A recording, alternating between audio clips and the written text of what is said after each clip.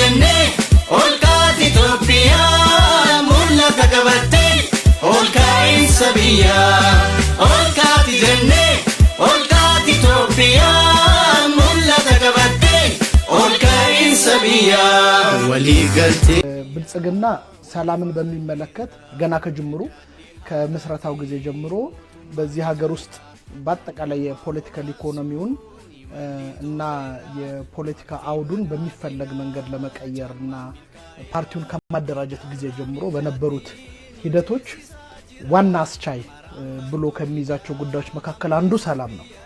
እንደምታስታውሱት ለውጡ የመጣበት ጊዜ ላይ አንድ ትልቅ ስሎጋን ነበር ሰይፍ የሚባል ሰላም ይቅርታና ፍቅር አንዱ ትልቁ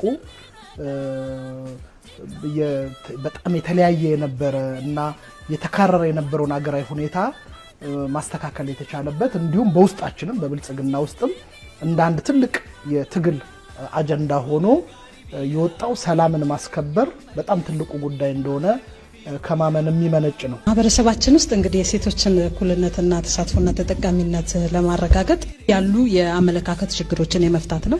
ማህበረሰቡን ማለት የሴቶችን እኩልነት፣ የሴቶችን መብት፣ የሴቶችን ደህንነት በማስጠበቅ ደረጃ ሴቶች ከወንዶች እኩል መሆናቸውንም ጭምር ግንዛቤ መስጠት የማስተማር ስራ እየሰራ ነው። ማህበረሰቡ ራሱ የህግ ማቀፎችን እንዲያወጣ በመንግስት በኩል የሚወጡ ህጎች አሉ።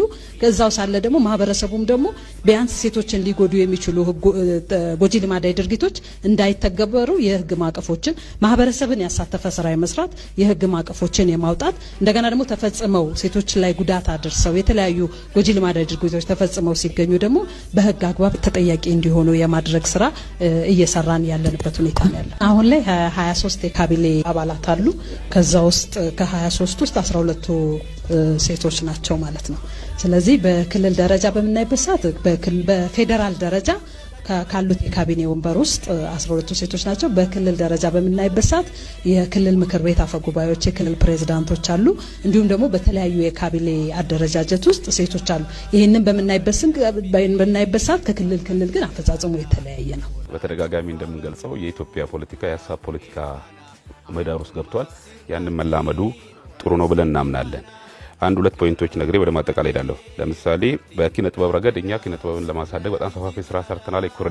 ኮሪደር ላይ ያሰራናቸው ልማቶች ከ100 በላይ አምፊ ቲያትሮች እንዲገነቡ አድርገናል። ይሄ በጣም ትልቅ ለውጥ እያመጣ ነው ያለው። ኪነ ጥበብ ባለሙያዎች በዚህ ዘመን ነው ክብር ጠቅላይ ሚኒስትሩን ጨምሮ ፍለፊት ተገናኝተው ስለ ኪነ ጥበብ ለሀገር ግንባታ ያለው ፋይዳ እንዲታይ አድርገናል። ሁለተኛ ልሳነ ብዙህነትን የምንመርጠውኛ ከቋንቋ እድገት በተጨማሪ ኢትዮጵያ የስልጣኔ ምንጯን ወደ ኃይለ ሄደን ብናይ ልሳነ ብዙ በሆነችበት ሰዓት የመጡ ናቸው። ለምሳሌ አክሱም ስልጣኔ ጊዜ ላይ የግሪክ፣ የሳባ፣ የአገውና ሌሎች ቋንቋዎች ድምር አብሮ የሰሩት ውጤት ነው። የልሳነ ብዙህነት ውጤት ነው የአክሱም ስልጣኔ። የላሊበላ ስልጣኔ ጊዜ አሁን የሀገራችን ቅርስ የምንለው አገውኛ፣ አማርኛ፣ አረብኛ አብረው ተዳምረው አብሮ የመጡበት የልሳነ ብዙህነት ውጤት ኢትዮጵያን የስልጣኔ ባለቤት አድርገዋል። ሶስተኛ የጎንደር ስልጣኔ ብንሄድ ጎንደር የብዝሃነት ማዕከል ናት። አማርኛን፣ ትግርኛን፣ ቅማንት፣ ኦሮምኛ፣ አረብኛ በጋራ የሆኑበት ጊዜ ነው። ያን የመሰለ ዘመን ይሄን አሁን የዛሬ ዘመን እንኳን ምንኮራበትን ነገር ያመጡልን። አንኮበር ላይ ብናይ አማርኛ፣ ኦሮምኛ፣ አፋርኛ፣ ሐረርኛ፣ አርጎብኛ፣ አረብ እነዚህ አብሮ የመጡበት ዘመን ነው። ጅማ ላይ የጅማ ስልጣኔ ሄደን ብናይ አሁን የምናየው ኦሮምኛ፣ አማርኛ፣ ከፍኛ፣ የምኛ፣ አረብኛ ናቸው። ስለዚህ ብዝሃነትን እኛ በተለይ የልሳነ ብዝሃነትን የምንፈልገው የኢትዮጵያ ስልጣኔ ቀጣይነትን ለማረጋገጥ መሆኑን በዚህ አጋጣሚ እንድትረዱልን እንፈልጋለን። ኢትዮጵያ